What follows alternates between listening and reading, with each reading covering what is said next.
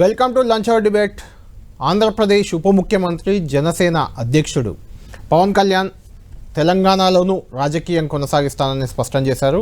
ఇప్పటికే ఆంధ్రప్రదేశ్లో బీజేపీ టీడీపీతో కలిసి అధికారంలో ఉన్న జనసేన పార్టీ ఇప్పుడు ఇక్కడ తెలంగాణలో కూడా బీజేపీతో కలిసి ముందుకు వెళ్తానంటూ స్వయంగా పవన్ కళ్యాణ్ చెప్పారు. ముందు కలిసి పనిచేద్దామంటూ తుర్కపల్లి వద్ద కొండగట్టు బయలుదేరి వెళ్ళారు. కొద్దిసేపటి క్రితం ఆయన కొండగట్టు కూడా చేరుకున్నారు. అక్కడ ప్రస్తుతం ఆంజనేయ స్వామి దేవాలయంలో పూజలు నిర్వహిస్తున్నారు పవన్ కళ్యాణ్.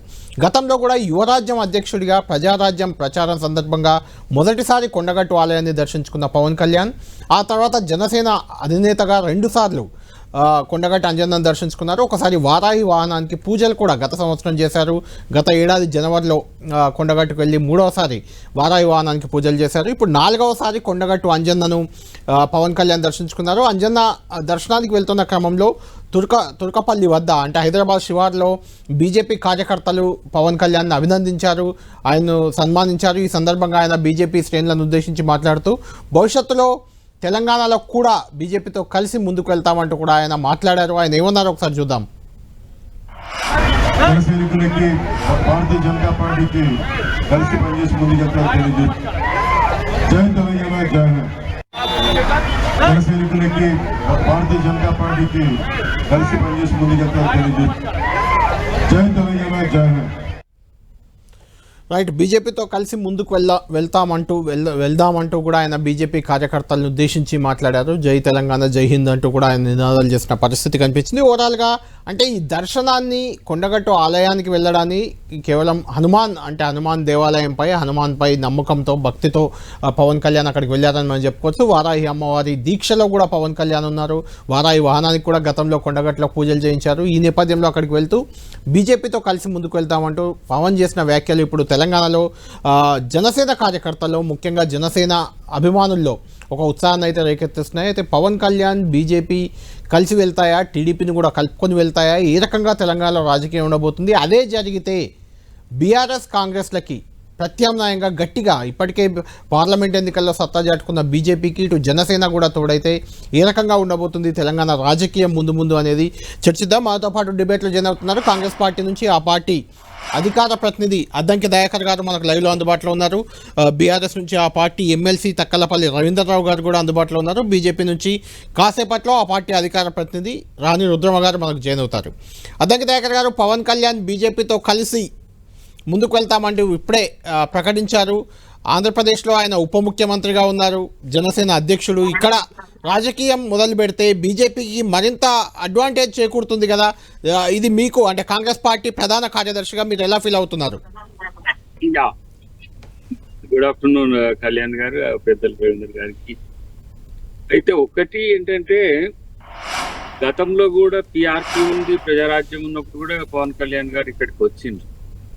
సరే, ఇప్పుడు డిప్యూటీ సీఎం అయినందుకు వారికి శుభాకాంక్షలు. ఆంధ్రప్రదేశ్ రాష్ట్రానికి రాజకీయంగా ఎన్నో ఏళ్ల నుంచి కొన్ని ఇబ్బందులు ఎదుర్కొన్నా కూడా ఇప్పటికీ సక్సెస్ అయినందుకు మిత్రునికి శుభాభినందనలు. కానీ రాజకీయాల్లో ఎవరు ఎక్కడికైనా రావచ్చు, ఇక్కడికి కూడా రావద్దని ఎవరు అనే పరిస్థితి లేదు. బీజేపీ ఆట అది ఆడుతుంది కూడా డెఫినెట్గా. ఎందుకంటే వాళ్ళు బలపడాలంటే కొమ్ముకున్నరుగులు తీసుకొని వాళ్ళతో బలపడ్డ తర్వాత వాళ్ళు సింగిల్గా లబ్ధి పొందడం అనేది ఏ రాష్ట్రంలో చూసినా కూడా అదొక ఆనవాయితీ.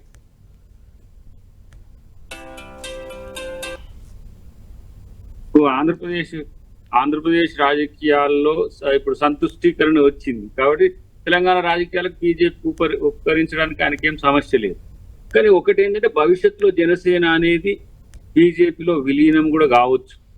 ఎందుకంటే ఆ రాష్ట్రానికి సంబంధించి తనను ముఖ్యమంత్రి అభ్యర్థిగా ప్రొజెక్ట్ చేయడానికి బీజేపీ ఎక్కువ ఆసక్తి చూపిస్తుంది. ఎందుకంటే చంద్రబాబు నాయుడు గారు కూడా ఇతర పార్టీకి సంబంధించిన ఇప్పుడు రాజకీయ సమీకరణాల్లో భాగంగా తను వైసీపీని వ్యతిరేకించడానికో లేకపోతే కాంగ్రెస్ అనుకూలమైన కూటమికి ఎంపీలు ఎక్కువ రాకుంటుండడానికో ఆంధ్రప్రదేశ్లో తను జతగట్టిన మనం చూసినాం. అంటే 25 ఎంపీల్లో 25 బీజేపీకి ఉండే ఎత్తుగడలు అది సక్సెస్ అయింది. ఇక్కడ సొంతంగా దాదాపు 8 సీట్లు వచ్చినాయంటే ఇది సొంతమైన బలం. ఈ సొంతమైన బలానికి ఇతర పార్టీలను వాడుకునే ప్రయత్నం చేస్తుంది. రేపు దాంట్లో భాగంగానే బీఆర్ఎస్ కూడా గతంలో ఉన్న దాన్ని ముసుగును కూడా తొలగించి బీఆర్ఎస్ బీజేపీ ఏకమయ్యే అవకాశాలు కూడా లేకపోలేదు. దానికి జనసేన ఇతరత్ర పార్టీలు కూడా కొంత సహకరిస్తాయి అనేది మనకున్న అంచనా. 2028 ఎలక్షన్స్ సినారియో కనుక మనం దూరంగా ఆలోచిస్తే ఆ క్రమంలోనే ఉన్న పవర్ను వాడుకుంటుంది. తెలుగు రాష్ట్రాలు పవన్ కళ్యాణ్ కు ఇక్కడ కూడా ఉన్న సినిమా గ్లామర్ను కావచ్చు, అక్కడ ఉన్న రాజకీయ గ్లామర్ను కావచ్చు, రెండింటిని కూడా వాడుకునే అవకాశం ఎక్కువనే ఉంటుంది. బట్ ఏదేమైనా భాజపా బలహీన పడుతున్న వేళ కాబట్టి భవిష్యత్తు ఎట్లుంటుంది అనేది చూడాలి. ఎందుకంటే రేపు 2029 కాంగ్రెస్ కూటమిదే అనేది, ఇండియా కూటమిదే అనేది ఇప్పటికే రాజకీయ విశ్లేషకుల్లో లేదంటే కొంత న్యూట్రలిస్ట్లో వస్తున్న అవగాహన కాబట్టి ఎవరు వచ్చినా పెద్దగా సమస్య ఉంటుంది. కానీ ఇక్కడ మాత్రం బీఆర్ఎస్ బీజేపీ బంధానికి పవన్ కళ్యాణ్ బలపడడానికి మాత్రం ఉపయోగపడుతుందని నేను అనుకుంటున్నాను. కానీ బీఆర్ఎస్ కొంత ఆలోచించాలి. ఎందుకంటే పొత్తుతో ఉంటారా లేకపోతే దూరం ఉంటారా అనే విషయంలో ఇంకా వాళ్ళకు క్లారిటీ లేదు. అంటే అది అనుమానాస్పదంగానే ఉన్నది వాళ్ళ వ్యవహార శైలి. ఇండిపెండెంట్ గా పోదామనంటే ఇంకో కూటమి లేదు, కాంగ్రెస్ తో రాలేరు, బీజేపీతో అంతర్గత ఒప్పందాలతో ఉన్నారు. ఆ ఉన్నదాన్ని కొనసాగించాలన్నా కట్ త్రోట్ గా తెంచుకొని కొత్త ఒక ఎజెండాతో ముందుకు పోవాలని కేసీఆర్ గారికి అది మరి రేపటి రోజున జరిగే పరిణామాలు ఎట్లా ఉంటాయి. మళ్ళీ చంద్రబాబు నాయుడు గారు కూడా వస్తారు. అవును, ఎందుకంటే వారికి ఇక్కడ పార్టీ ఉన్నది, ఆ పార్టీని రివోక్ చేస్తారు. గతంలో కాసాని జ్ఞానేశ్వర్ గారు మాజీ అధ్యక్షుడిగా ఉండి వారు టీఆర్ఎస్ లో పోయిండు. సో ఎటొచ్చి పర్సెంటైల్ ఆఫ్ ఓటును చీల్చే ప్రయత్నాల్లో బీజేపీ పాజిటివ్ ఓటును పెంచుకోవడానికి ఏదైనా చేయగలుగుతుంది. గతంలో మనం పంజాబ్ లో కానీ లేకపోతే మహారాష్ట్రలో, ఇంకా మహారాష్ట్ర బెస్ట్ ఎగ్జాంపుల్ అనుకోండి. మహారాష్ట్ర లాంటి రాష్ట్రాల్లో జరిగిన రాజకీయ ఏమంటారు దాన్ని ఇక్కడ కొనసాగించడానికి అవకాశం ఉంటుంది. కానీ ఏదున్నా మాకు వచ్చే నష్టం అయితే ఏమి ఉండదు అనుకుంటున్నాను నేను. ఎందుకంటే రేపటి రోజున ఇంకా బలోపేతం అయ్యే వ్యూహాలతోనే కాంగ్రెస్ పార్టీ కూడా ఉన్నది. ఇప్పటికీ కమ్యూనిస్టులు ఉన్నారు అక్కడ. ఆంధ్రప్రదేశ్ లో కూడా దయాకర్ గారు, ఆంధ్రప్రదేశ్ లో కూడా అధికారంలో ఉన్నన్ని రోజులు జగన్ ఇదే రకంగా ఫీల్ అయ్యారు. మాకు వచ్చే నష్టం ఏం లేదు పవన్ కళ్యాణ్తో, మాకు వచ్చే నష్టం ఏం లేదు బీజేపీతో, మాకు వచ్చే నష్టం ఏం లేదు టీడీపీతో అనే చెప్పారు. మాకు కూడా ఉన్నాయి కదా, కమ్యూనిస్టులు ఉన్నారు, మాకు జనసమితి ఉన్నది, ఇతరత్ర పార్టీల్లో చాలా మంది మాకు మద్దతు చెప్పిన వాళ్ళు ఉన్నారు కదా. మేమేం సింగిల్ గా ఏం లేదు. ఇప్పుడు సిపిఎం తో పొత్తుతోనే పోయినాం కదా. సో అలాంటి సందర్భాలు వస్తాయి. కానీ ఇక్కడ బీజేపీ దేశంలోనే బలహీనమయ్యే క్షణాల్లో అని ఒక అండర్లైన్ లేదంటే మీరు బాటమ్ లైన్ ఒకటి చెప్పిన మీరు అది గమనిస్తే అర్థమవుతుంది. అంటే బీజేపీ అలీస్ ఇక్కడ బలపడ్డారు, ఇక్కడ ఆంధ్రప్రదేశ్ లో కానీ కొంత తెలంగాణలో కానీ. కానీ ఇక్కడ తెలంగాణలో బీజేపీ బలపడ్డది కానీ బీజేపీ అలయన్స్ అని అనుకునే బీఆర్ఎస్ బలపడలేదు. మొన్న ఎంపీ ఎలక్షన్స్ లో ఎమ్మెల్యే అయితే ఆల్మోస్ట్ ఆల్ వాళ్ళు 39 సీట్లతో బలంగానే ఉన్నారు. చూడాలి, కొంచెం రాజకీయ రసవత్తరంగానే ఉంటుంది. కానీ మేము కూడా మాదైన రాజకీయ ఎత్తుగడలతో ముందుకు పోతాం. అన్నిటికంటే ముఖ్యంగా ఎవరు వచ్చినా దాన్ని స్వాగతించడం ఒక కాంగ్రెస్ పార్టీ కల్చర్. దాన్ని ప్రజల్లో ఎవరు బలంగా తమ వాదాన్ని లేదంటే బలంగా తమ నినాదాన్ని వినిపించగలుగుతారు. దయాకర్ గారు అంటే నేను ఒకటి ఏంటంటే దయాకర్ గారు, షర్మిల ఇక్కడికి వచ్చి రాజకీయం చేసినప్పుడు రేవంత్ రెడ్డి గారు పదే అన్నమాట ఆమెకు తెలంగాణ రాజకీయాలతో పని లేదు, ఆంధ్రప్రదేశ్కి వెళ్ళిపోవాలంటూ చెప్పారు, పంపించారు కూడా. ఆఫ్ కోర్స్ పవన్ కళ్యాణ్ చంద్రబాబుని మాత్రమే స్వాగతిస్తున్నారు. దీన్ని ఎలా చూడాలి? స్వాగతించడం అంటే నువ్వు కాదనేది కూడా లేదు కదా కళ్యాణ్ గారు. నువ్వు కాదంటే వాళ్ళు ఆగరు కూడా కదా. నువ్వు రావద్దని ఎందుకంటే మేమేమైనా ఏమంటావు, ఇది మాదే, ఈ దేశం మాదే, ఈ ప్రాంతం మాదే, లేకపోతే ఈ కులం మాదే, ఈ మతం మాదే అనే పార్టీ కాదు కదా. ప్రజల్లో రాజ్యాంగబద్ధంగా ఎవరైతే తమ నినాదాన్ని ముందుకు తీసుకుపోగలుగుతారో వాళ్ళందరూ చరిత్రలో గెలిచిండ్రు, మమ్మల్ని ఓడగొట్టి కూడా గెలిచిండ్రు. కానీ ఇప్పటికీ 145 సంవత్సరాలు దాటినా కూడా భారతీయ ఆలోచన విధానాన్ని మరింత ముందుకు తీసుకుపోవడానికి కాంగ్రెస్ వైపే ప్రజలు సుముఖంగా ఉన్నారు. అందుకని 2029 ముచ్చట చెప్పిన నేను. ఇప్పుడు ఈ 2 సార్లు ప్రధానమంత్రిగా ఉన్న మోడీ గారు బీజేపీకి మేలు చేస్తారా నష్టం చేస్తారా అనేది మీకు వచ్చే 5 సంవత్సరాలు తెలుస్తుంది. బీజేపీ అంటే సరే అఫ్ కోర్స్ అది ఆర్ఎస్ఎస్ తో కూడిన బీజేపీ అనుకోండి. ఆర్ఎస్ఎస్ ఆలోచనలు, ఆర్ఎస్ఎస్ ఒక రోజు మాతో కూడా ఉన్నది, అదేం లేదు.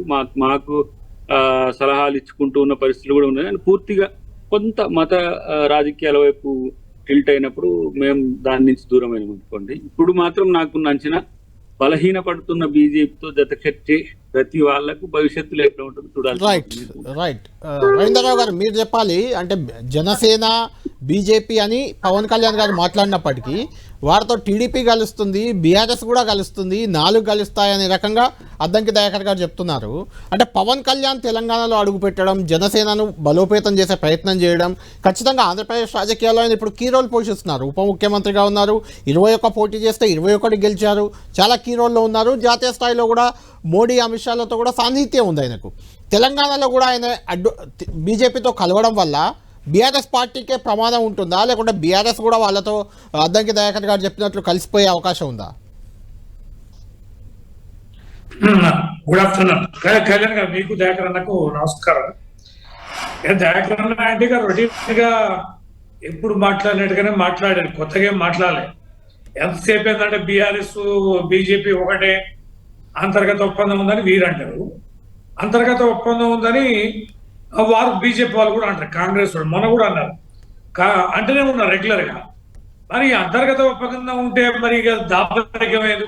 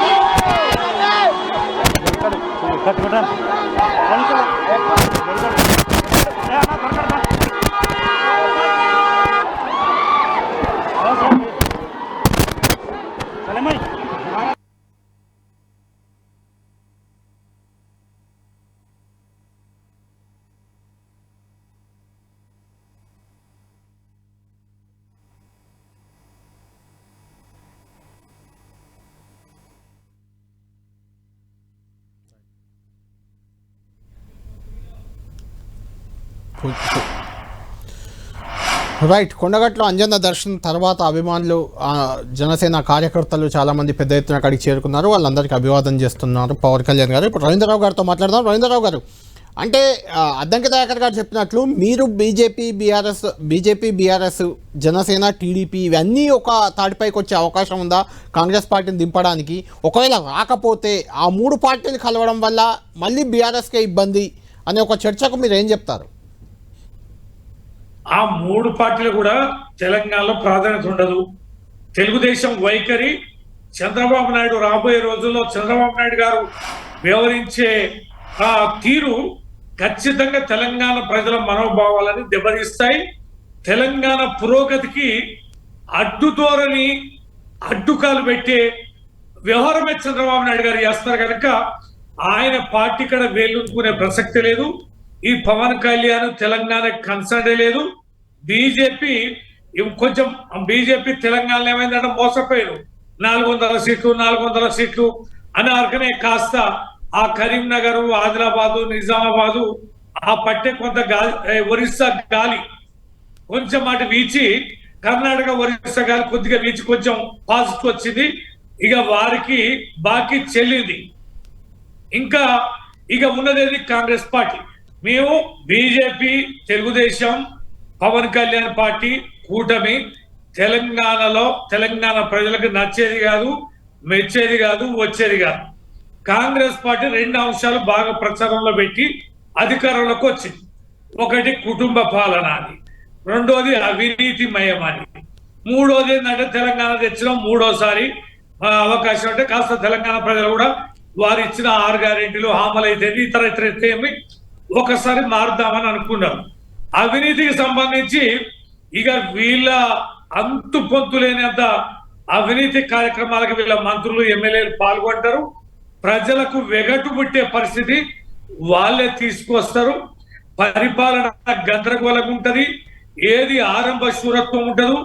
ఆ డబ్బులు ఎట్లా దేవాలి, ఎట్లా ఖర్చు పెట్టాలనేది వీళ్ళకి ప్రణాళిక ఉండదు. అది కొద్ది రోజుల్లో అది ఖచ్చితంగా అర్థమైంది. ఐక్యత ఉండదు. ఈ కాంగ్రెస్ పాలన తీరు ఇవాళ కొత్తది కాదు. ఇవాళ ఏదో కొత్త పార్టీ అధికారంలోకి వచ్చింది మొదటిసారి మనం ఏదో ఊహించేది కాదు. కాంగ్రెస్ పార్టీ నేతల భావజాలం రవీంద్రరావు గారు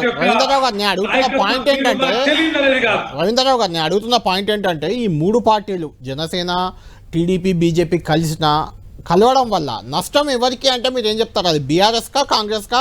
అసలు దాని ఇంపాక్టే ఉండదా? మీ రెండు పార్టీలపై మీరు రెండే అధికారంగా ప్రతిపక్షంగా ఉంటారా ఎప్పటికీ? మేము ఖచ్చితంగా ప్రతిపక్షంగా నిలబడతాం. ప్రభుత్వ వ్యతిరేకత అనేది కేసీఆర్ గారి పైన ఉన్న అపారమైన నాయకత్వ లక్షణం. రాష్ట్రం తెచ్చిన నేతగా 2 టర్ముల పరిపాలన తీర్పు కాంగ్రెస్ పార్టీకి ప్రత్యామ్నాయంగా మేమే ఉంటాం.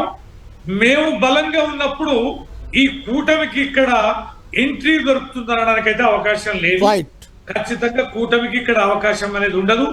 ఆంధ్రలో కూడా అంత సులభం కాదు. తెలంగాణ గురించి చూసుకోండి, మీరు తెలంగాణ వదిలేసి కర్ర విడిచి సాము చేసినట్టు దేశం అంతా పర్యటించి ఈ పరిస్థితికి వచ్చారు. ఇప్పుడు కూడా మళ్ళీ ఆంధ్ర గురించి ఎందుకు? మీకు తెలంగాణ గురించి మాట్లాడదాం మనం ఒక్కసారి. వాళ్ళకే సరిపోరు అక్కడ పని ఉంటది. ఈ కౌగులింతలు, కాపుల కమ్మల కలయికలు, వీళ్ళ అన్యోన్యత ఇది ఎంతకాలం ఉంటుంది, ఏది అనేది తెలుస్తుంది. రాణి గారితో మాట్లాడి మళ్ళీ మీ దగ్గరికి వస్తాను. ఒక్క నిమిషం. బీజేపీ అధికార ప్రతినిధి రాణి రుద్రమ గారు ఉన్నారు. రుద్రమ గారు వింటున్నాం కదా, పవన్ కళ్యాణ్ గారు జనసేన బీజేపీతో కలిసి ముందుకెళ్తామంటూ స్పష్టంగా చెప్పారు. మీ అభిమానులు, మీ బీజేపీ అభిమానులు, కార్యకర్తలు అక్కడికి వెళ్తే వాళ్ళతో మాట్లాడుతూ అన్నారు. అంటే ఏంటి జనసేనతో కలిసి ముందుకెళ్ళడానికి బీజేపీ సుముఖంగా ఉందా? ఎందుకంటే జిహెచ్ఎంసీ అప్పుడు పెద్దగా ఆసక్తి చూపలేదు, పోటీ చేయాలని పవన్ కళ్యాణ్ కోరుకున్న ఆసక్తి చూపలేదు. అసెంబ్లీ ఎన్నికల్లో కొన్ని సీట్లు ఇచ్చారు, పెద్దగా ప్రభావం లేదు. పార్లమెంట్ ఎన్నికల్లో కూడా పొత్తు అలాంటిది ఏమీ లేకుండా ముందుకెళ్లారు. ఏంటి భవిష్యత్తు రాజకీయం బీజేపీ ఒంటరిగా చేయబోతుందా? పవన్ కళ్యాణ్తో కలిసి వెళ్తారా? ఎందుకంటే ఏపీలో టీడీపీ కూడా కలిసి ఉంది, టీడీపీతో కూడా కలిసి వెళ్తారా? ఎలా బీజేపీ ఎలా రాజకీయం చేయబోతుంది?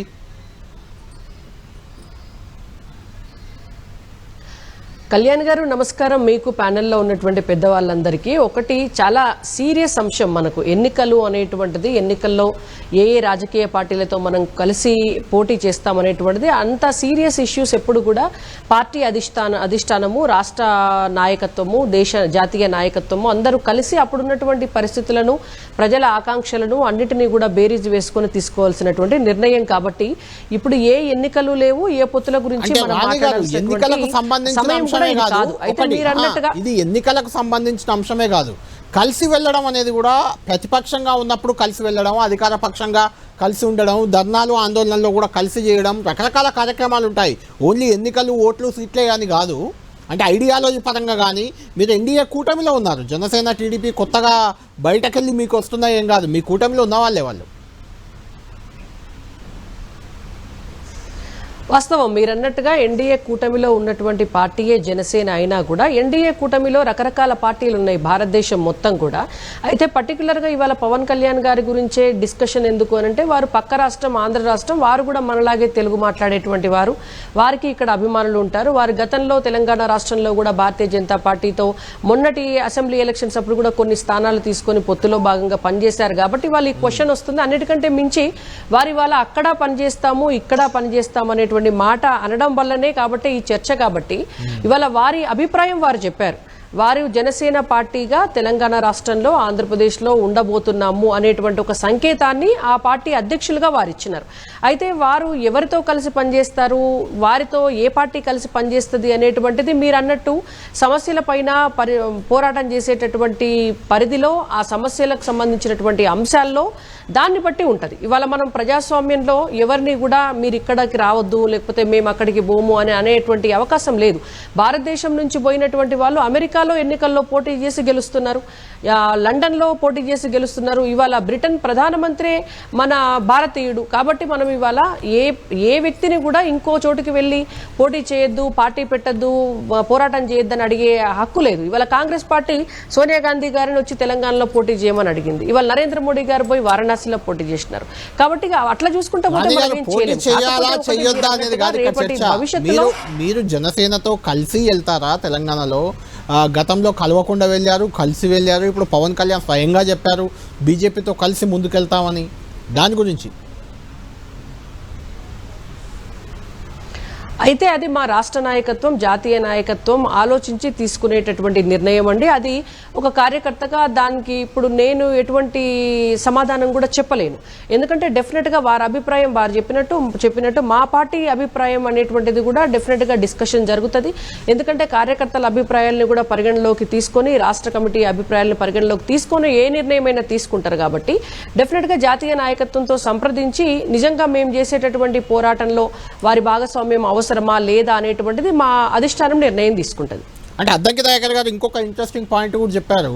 జనసేన టీడీపీ కాదు, బీజేపీతో బీఆర్ఎస్ కూడా కలుస్తుంది, 4 పార్టీలు కలిసి వచ్చే ఎన్నికల్లో పోటీ చేస్తాయంటున్నారు. ఇప్పుడు అసలు బీజేపీ తోటి కాంగ్రెసే కలిసిపోతుంది అని బీఆర్ఎస్ వాళ్ళు అంటున్నారు. నేనేమంటున్నా అంటే అసలు బీజేపీకి ఏమీ లేనట్టు, బీజేపీకి ఐడియాలజీ లేనట్టు, బీజేపీకి కార్యకర్తలు లేనట్టు, బీజేపీకి నాయకులు లేనట్టు, బీజేపీ అసలు కేంద్రంలో అధికారంలో లేనట్టు, మాకు సీట్లు వస్తే మేము గెలిచిన కాడ బీఆర్ఎస్ వాళ్ళు మాకు సపోర్ట్ చేసిరని కాంగ్రెస్ అంటది, కాంగ్రెస్ వాళ్ళు మాకు సపోర్ట్ చేసిరని బీఆర్ఎస్ అంటది. ఇవాళ మా ఉనికి ఉన్న చోటల్లా ఈ 2 పార్టీలు ఏంటంటే సరే సంతోషం, మాకు ఒక సంతోషం ఏంటంటే ఎటొచ్చి ఎవరో ఒకరైతే బీజేపీకే కదా సపోర్ట్ చేస్తున్నారు. కాబట్టి బీజేపీ బలమైనటువంటి పార్టీ కాబట్టి ఇవాళ బీజేపీకి సపోర్ట్ చేస్తామనే భావనలో వాళ్ళు ఉన్నారు. కాబట్టి డెఫినెట్గా బీజేపీ తన సొంత కళ్ళ మీద నిలబడేటువంటి పార్టీ, కుటుంబ పార్టీ కాదు, ఇది కార్యకర్తల పార్టీ, ప్రపంచంలోనే అత్యంత ఎక్కువ కార్యకర్తలు ఉన్నటువంటి పార్టీ. కాబట్టి మేము పోరాటాలు చేయాలన్నా, మేము ఎన్నికల్లోకి వెళ్లాలన్నా, ఏ పార్టీ ఉన్నా లేకపోయినా భారతీయ జనతా పార్టీ పోతుంది. భారతీయ జనతా పార్టీ చరిత్ర కూడా అందరికీ తెలిసినటువంటి చరిత్రే కదా. 2 సీట్ల నుంచి ఇక్కడ దాకా వచ్చినటువంటి పార్టీ ఏ రోజు కూడా అర్జెంటుగా అధికారంలోకి రావాలి అని సిద్ధాంతాలను నిడిచిపెట్టో, ఐడియాలజీ నిడిచిపెట్టో, లేకపోతే అర్జెంటుగా ఎన్నికల్లోకి పోవాలని చేసిన పార్టీ కాదు. ఈ ఆర్గానిక్ గ్రోత్ అనేటువంటిది అందరికి కనిపిస్తోంది. తెలంగాణ రాష్ట్రంలో కూడా 1 అసెంబ్లీ సీట్ నుంచి 8 అసెంబ్లీ సీట్లు వచ్చినాయి, 4 ఎంపీ సీట్ల నుంచి 8 ఎంపీ సీట్లు వచ్చినాయి, 7% అసెంబ్లీలో ఓటు బ్యాంకు నుంచి 14% అసెంబ్లీ ఓటు బ్యాంకు వచ్చినాం, 23% అసెంబ్లీ పార్లమెంటు పోయినసారి ఓటు బ్యాంకు నుంచి 36% పార్లమెంట్ ఓటు బ్యాంకు వచ్చినాం.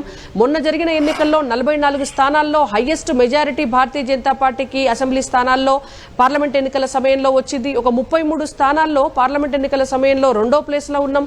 85% బూతులలో భారతీయ జనతా పార్టీకి 50% కంటే ఎబో ఓట్లు వచ్చినాయి. కాబట్టి ఓట్ల శాతం, సీట్ల శాతం అన్ని పెంచుకుంటూ పోతున్నాం. కాబట్టి వేరే పార్టీల మద్దతు అవసరం లేదా అనేటువంటిది అప్పటిన్నటువంటి పరిస్థితి నిర్ణయిస్తుంది తప్ప మాకు కాంగ్రెస్, బీఆర్ఎస్ వాళ్ళు ఉంటేనే ఏదో మేము బతికి బట్టగడతాము అనేటువంటిది పొరపాటు. రైట్. ఫైనల్గా రాణి గారు, ఫైనల్గా చెప్పండి, నిజంగానే జనసేన తెలంగాణలో బీజేపీతో కలిసి చేస్తుందా, ఒంటరిగా అనేది పక్కన పెడదాం, అది మీ పార్టీ అధిష్టానాలు నిర్ణయిస్తాయని చెప్తున్నారు. కాబట్టి జనసేన ఇంపాక్ట్ తెలంగాణలో ఎంత మేరకు ఉండబోతుంది? ఎందుకంటే పవన్ కళ్యాణ్ అక్కడ 21 స్థానాల్లో పోటీ చేస్తే 21 గెలిచారు ఆంధ్రప్రదేశ్లో.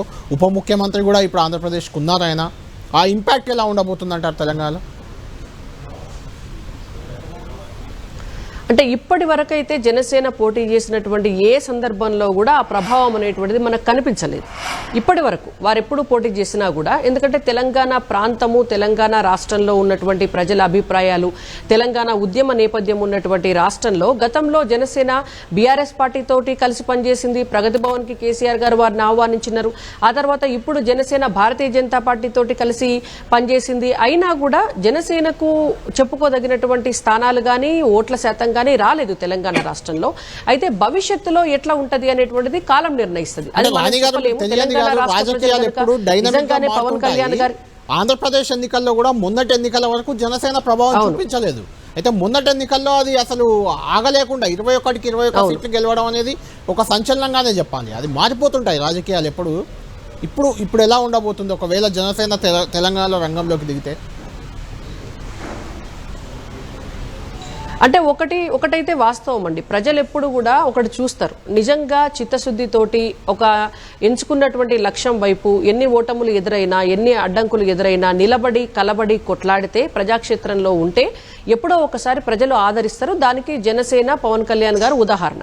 అయితే ఆంధ్రప్రదేశ్ ప్రజల కోసం వారు పోరాటం చేసిండ్రు, ఆంధ్రప్రదేశ్ వీధులల్లో వారు తిరిగిండ్రు, ఆంధ్రప్రదేశ్ కిడ్నీ బాధితుల కోసం వారు కొట్లాడిండ్రు, రోడ్ల మీద పడుకున్నారు, యాత్రలు చేసిండ్రు, మీటింగులు పెట్టినారు, ప్రజా క్షేత్రంలో ప్రజా సమస్యల కోసం గత 10-12 సంవత్సరాల నుంచి వారు అవునన్నా కాదన్నా వీరోచితమైనటువంటి పోరాటం అయితే చేసిండ్రు పవన్ కళ్యాణ్ గారు.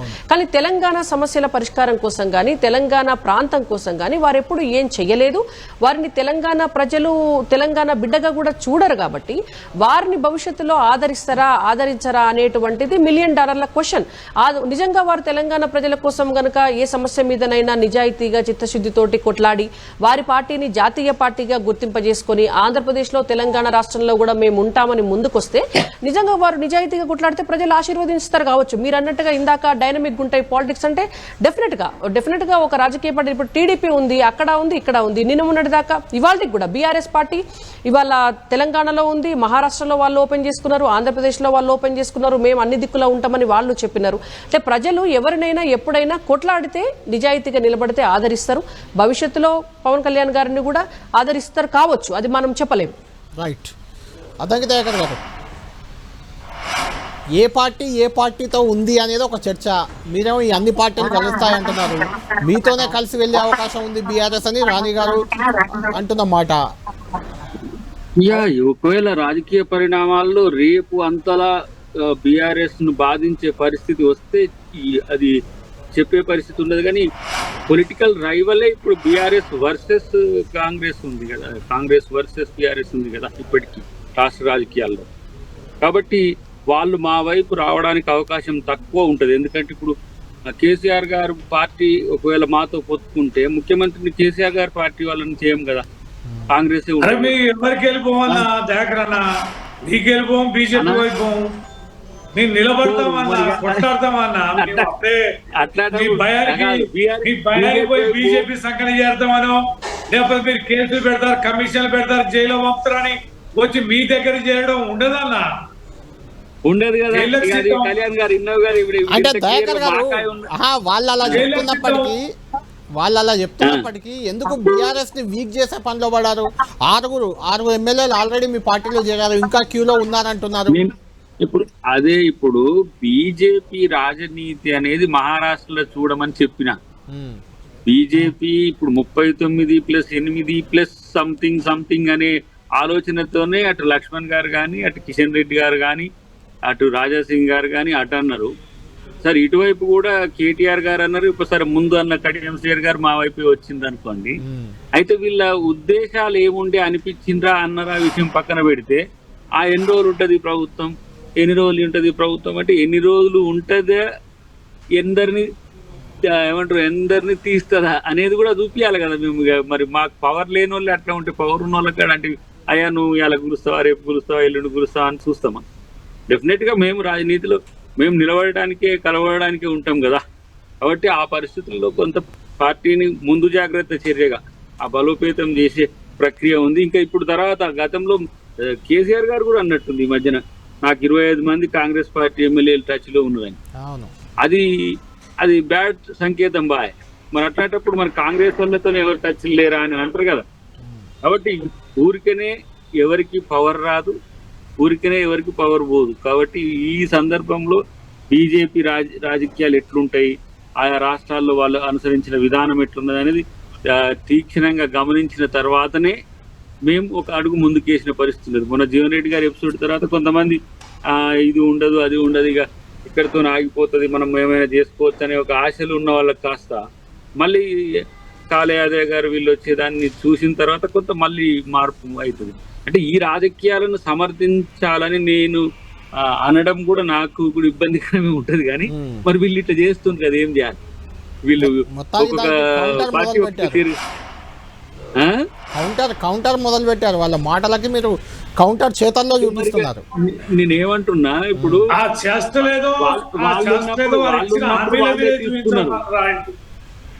నేనేమంటున్నా, వాళ్ళు ఉన్నప్పుడు 2014లో సరే పోటాపోటీకి వచ్చినా ఆయన డిస్టర్బ్ చేసేవాళ్ళు ఎవరు లేరు. అయినా ఆ రోజు టీడీఎల్కి మధ్య చేసుకున్నాడు కేసీఆర్ గారు. తర్వాత కాంగ్రెస్ పార్టీ 5 ఎమ్మెల్యేలు తీసుకుంటూ 6 ఎమ్మెల్సీలు అమోస్ గారితో సహా మండలినే విలీనం చేసుకున్నారు సిఎల్పిని. తర్వాత మళ్ళీ మా సిఎల్పిని విలీనం చేసుకున్నారు, మిగతా వాళ్ళని కొంతమందిని తీసుకున్నారు. 88 సీట్లు వచ్చిన తర్వాత వాళ్ళు గెలిచిన వాళ్ళే తీసుకొని మేము గెలిచిన వాళ్ళే తీసుకోవడం ఏదో బాగలేదు కదా. రైట్. ఫైనల్ గా పవన్ కళ్యాణ్ ఇష్యూ కాబట్టి కంక్లూడ్ చేద్దాం. అంటే పవన్ కళ్యాణ్ తెలంగాణ రాజకీయాల్లో బీజేపీతో కలిసి చేస్తానా అన్నదాన్ని సీరియస్ గా తీసుకోవాలా, లేకుంటే అక్కడ కార్యకర్తలు నాయకులను అన్న దానిగా చూసుకోవాలా? పవన్ కళ్యాణ్ తెలంగాణ రాజకీయాల్లో నిజంగా ఇన్వాల్వ్ అయ్యే అవకాశం మీకు కనిపిస్తుందా దయాకర్ గారు? ఉంటది నామినల్ గా. ఇంతకు ముందు ఎవరు రాణి గారు చెప్పింది కూడా కొంత. ఇప్పుడు ఒక 2 రాష్ట్రాల్లో ఒకే పార్టీ, 2 రాష్ట్రాల్లో ఒక ప్రాంతీయ పార్టీ ఎగ్జిస్టెన్స్ అనేది అంత పవర్ఫుల్ గా ఉండదు. ఇప్పుడు మీరు బీహార్ వెళ్ళిపోయినాక జార్ఖండ్ లో కూడా మన లాలూ ప్రసాద్ యాదవ్ పార్టీ అంతగా ఏం లేదు. ఇప్పుడు మీకు ఉత్తరప్రదేశ్ లో వీళ్ళది ఉన్నది పార్టీ, మన అఖిలేష్ వాళ్ళది. అది నీకు రమారమి రాజస్థాన్ లో కొంత, అటు హర్యానాలో కొంత అనిపిస్తుంది అంతవరకు. సో ఆ ప్రభావాన్ని బీజేపీ వాడుకోవడానికి, ఎందుకంటే బీజేపీ అలయన్స్ కదా పవన్ కళ్యాణ్, ఆ పరిస్థితిలో పవన్ కళ్యాణ్ అభిమానులు పవన్ కళ్యాణ్ కి అనుకూలంగా ఉండేటోళ్ళు కొంత ఇటువైపు ఆలోచించడానికి అవకాశం ఉంటుంది. అంతేగాని పెద్దగా దాంట్లో ఏదో డ్రాస్టిక్ చేంజెస్ వస్తాయి అనేది కాదు.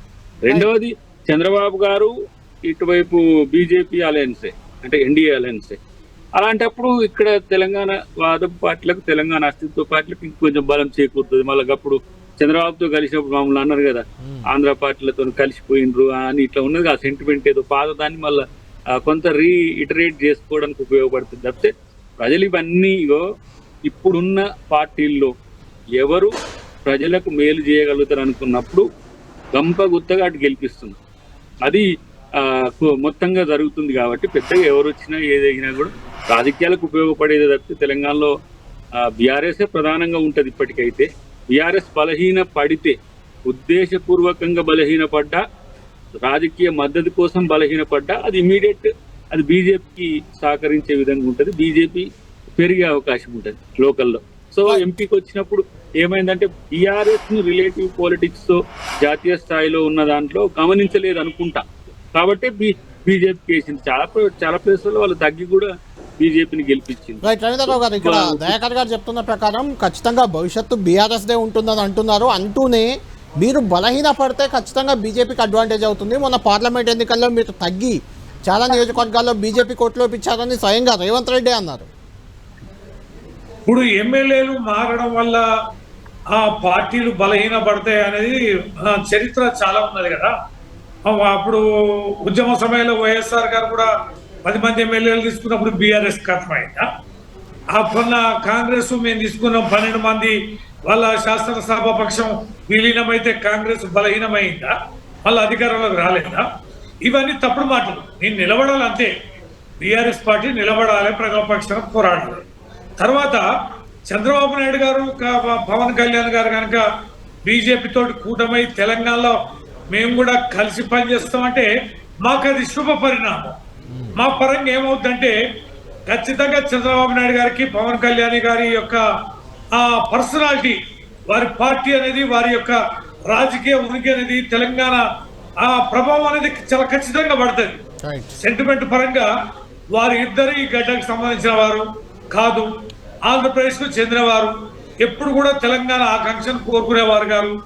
ఆంధ్రగడ్డకున్న వాళ్ళు ఆంధ్రగడ్డలనే ఉండాలి, అక్కడ ఉంటూ అధికారంలో చేజిక్కించుకొని ఇక్కడ తెలంగాణకు వస్తే తెలంగాణ అస్తిత్వానికే వారి కూటమి ప్రమాదకరమని బీజేపీ కూడా అంతో ఇంతో లేచేది ఉంటే డౌన్ ఫాల్ అయింది. కనుక బీజేపీ వారిని కనుక అంటగాగితే ఇది మాకు ఉపయోగకరమే. మీరు ఉపయోగకరమని చెప్పినాక వాళ్ళు కలుస్తారా లేదా? రాణి గారు, ఫైనల్ గా మీరు కంక్లూడ్ చేయండి. అంటే గతంలో కూడా 2018 ఎన్నికల్లో మీకు గుర్తుండే ఉంటుంది, చంద్రబాబు నాయుడు గారు కాంగ్రెస్ పార్టీ కూడా అప్పుడు కలిసి పోటీ చేశాయి, వామపక్షాలన్నీ మహాకూటమి. అదే అస్త్రంగా మారింది కేసీఆర్కి ఆ ఎన్నికల్లో. అది అడ్వాంటేజ్ అయింది, 88 సీట్లు వచ్చాయి.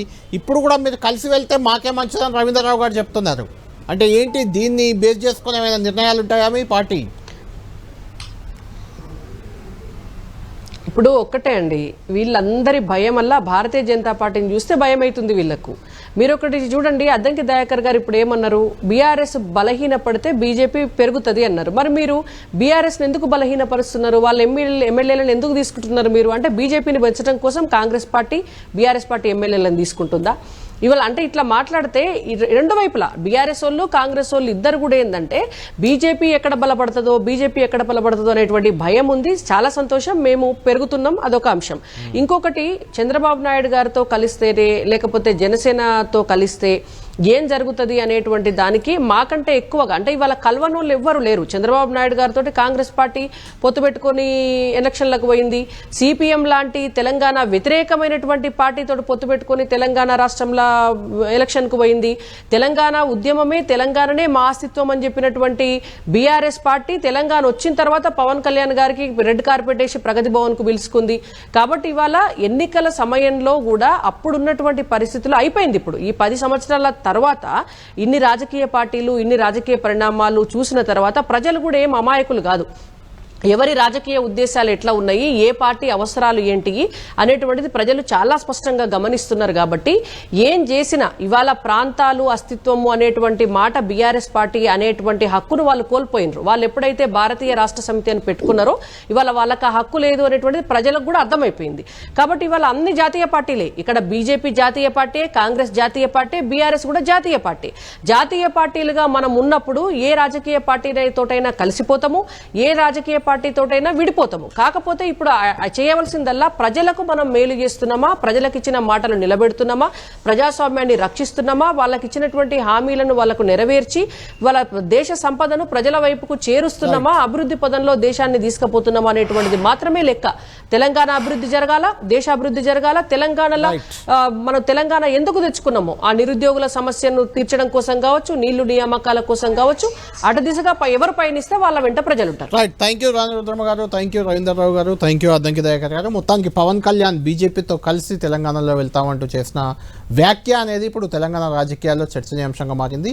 నిజంగా పవన్ కళ్యాణ్ తెలంగాణ రాజకీయాల్లో ఎంటర్ అయ్యి క్షేత్రస్థాయిలో రంగంలోకి దిగితే అది ఏ పార్టీకి లాభం చేకూరుస్తుంది, ఏ పార్టీని మరింత ఇబ్బంది, అధికార పార్టీ కాంగ్రెస్కి ఇబ్బంది కలుగుతుందా, లేదంటే ప్రధాన ప్రతిపక్షంగా ఉన్న బీజేపీకి అది ఇబ్బందికరంగా మారుతుందా, బీఆర్ఎస్కి బీజేపీకి అడ్వాంటేజ్గా మారుతుందా, మనం చూడాలి.